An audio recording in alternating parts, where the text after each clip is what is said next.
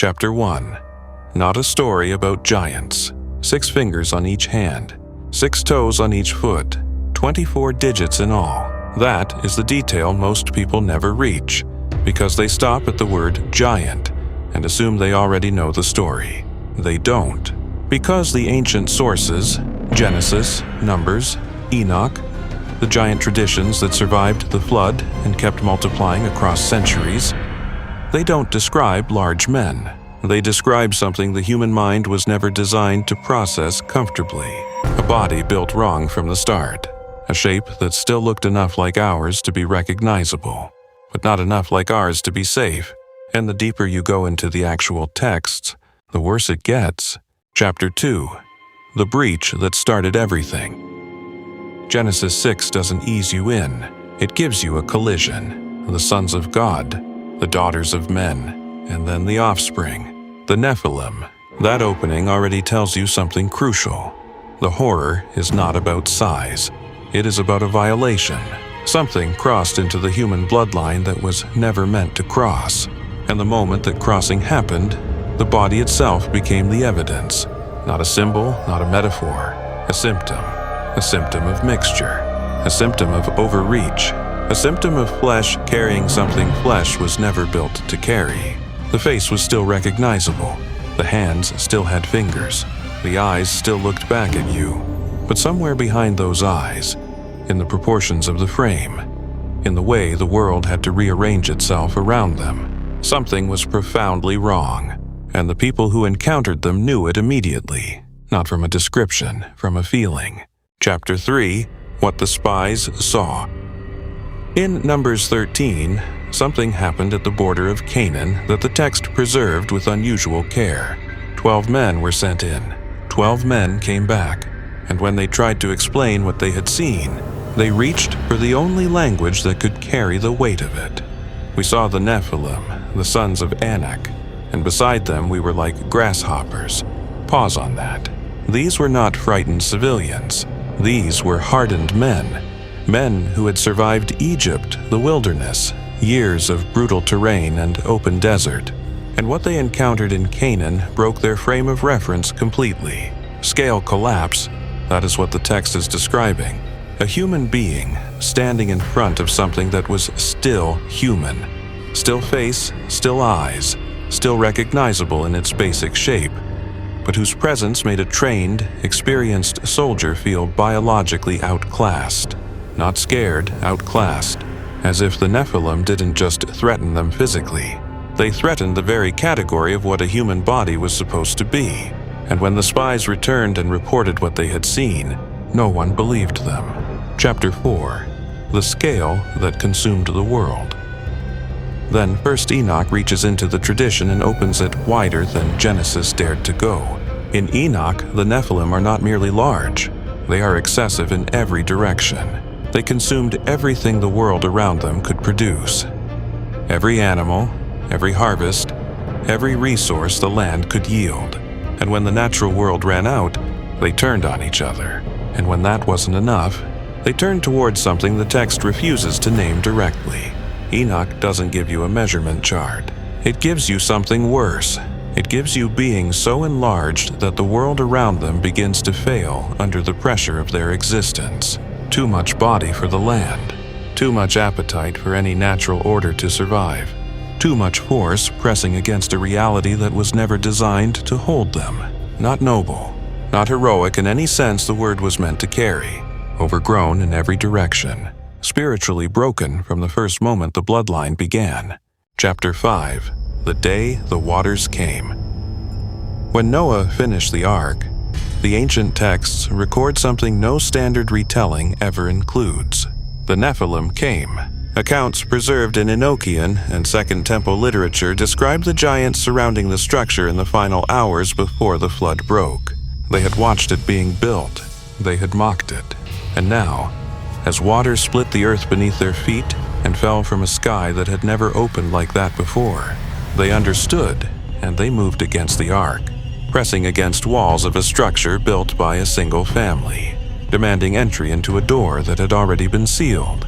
The ark didn't fight back. It didn't need to. The water was already rising around their feet, and the things that had spent generations consuming the world, the things too large for the land, too hungry for any order to contain, were consumed by it.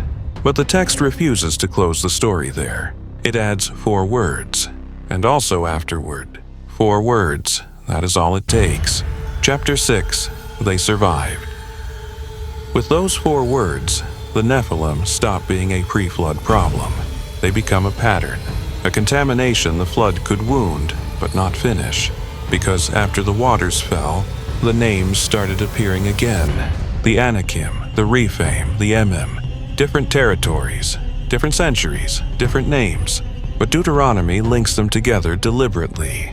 The Emim counted among the Rephaim, great and numerous and tall as the Anakim, one lineage, many faces, still moving through history. And then comes Og of Bashan, and the detail that should have been impossible. His bed, 9 cubits long, 4 cubits wide. The text doesn't describe his face, doesn't record the fear in the eyes of those who encountered him. It describes the object that had to exist because his body had no other option. A bed built for a frame the world wasn't designed to contain. And that single object, preserved in the historical record thousands of years later, is more unsettling than any physical description of the man himself, because it means the world had to adjust around him. The furniture, the fortified city, the military fear of surrounding nations. The text lets you finish the picture yourself, and what you picture is worse than anything a direct description could give you. Chapter 7, The Bloodline with No End. Once the Nephilim move past Genesis, they stop feeling like a single mythic event. They feel like a persistence problem. The Anakim are tied to specific hills, specific cities, specific confrontations on terrain that still exists. The fear had coordinates. Joshua sounds like it ends it. The Anakim are struck from the highlands. Their strongholds fall. Their territories change hands. But then the text quietly refuses to shut the door. Some remained. In Gaza, in Gath, in Ashdod. That is not a minor detail. That is a survival map. And once Gath enters the record, everything that follows reads differently, because Gath kept producing them. Remnant warriors, unusual size, unusual ancestry, surfacing in later history long after every judgment should have ended the line. The Nephilim were not only frightening because of what they were frightening because they were nearly impossible to finish. The line kept slipping through. Different lands, different names. Same pressure on the world around them. Chapter 8, The Mark Written into the Flesh. 1 Chronicles 26, a warrior from Gath, standing on a battlefield in the full record of Scripture, a man of great stature. But the detail is not the height. The detail is what the text preserves with cold, precise specificity. Think about what that means.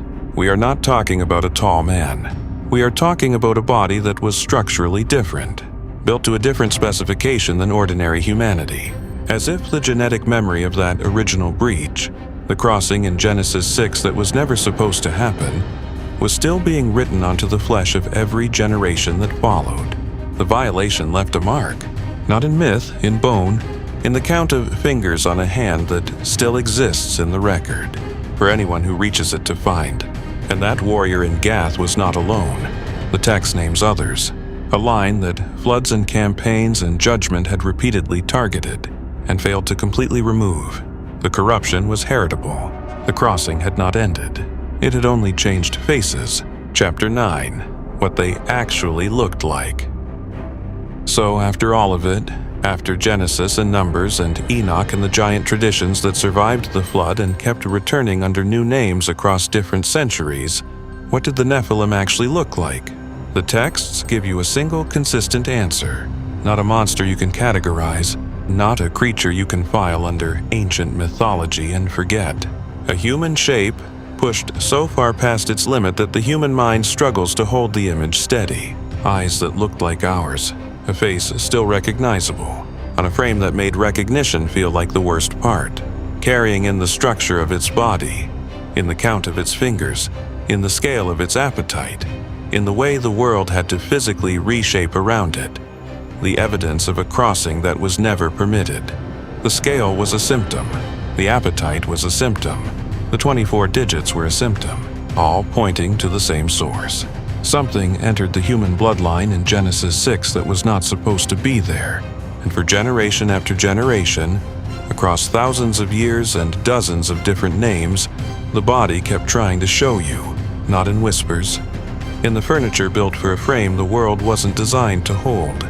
In the survival record of a bloodline that every judgment known to the ancient world tried and failed to fully erase. That is what the Nephilim actually looked like. And that is why this tradition has never fully died. Because some patterns do not end, they only wait.